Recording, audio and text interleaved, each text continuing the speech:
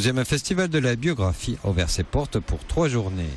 Il n'y aura pas moins de 100 auteurs présents. Tous rencontreront leur public, soit pour dédicacer leurs livres, soit pour échanger de vive voix, ou alors en conférence-débat, comme l'auteur Liao Yehu, un poète chinois, dissident résident en Allemagne.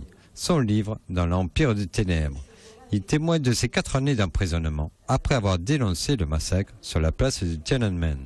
Ceux qui vont lire mon livre vont se rendre compte que c'est une Chine comme ils n'ont pas vu. En effet, quand on voit la Chine en tant que touriste, on ne voit que la surface des choses. On a une vision très superficielle de ce pays, alors que forcément, moi, j'ai eu une vision très différente. On peut dire que moi, j'ai vu la face cachée de la Chine, et c'est donc cette face cachée que je montre dans mes écrits. Après ces rencontres particulières, le Festival de la biographie de Nîmes a aussi son prix littéraire. Et il est organisé depuis 10 ans par l'hebdomadaire Le Point.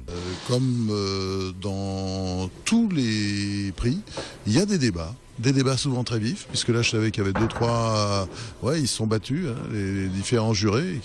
C'est un jury qui a été présidé par Max Gallo, par Jean-Louis Debré, c'est un jury qui a vraiment un grand poids avec des personnalités très fortes à l'intérieur. Et c'est vrai que chaque année, certains jurys ont leur poulain, c'est pas toujours le poulain qui passe, c'est comme ça, c'est la vie.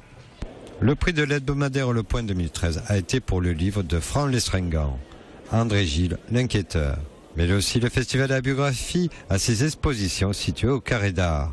Mais pour ceux qui sont accros à la lecture, ils pourront feuilleter quelques livres de leur auteur favori.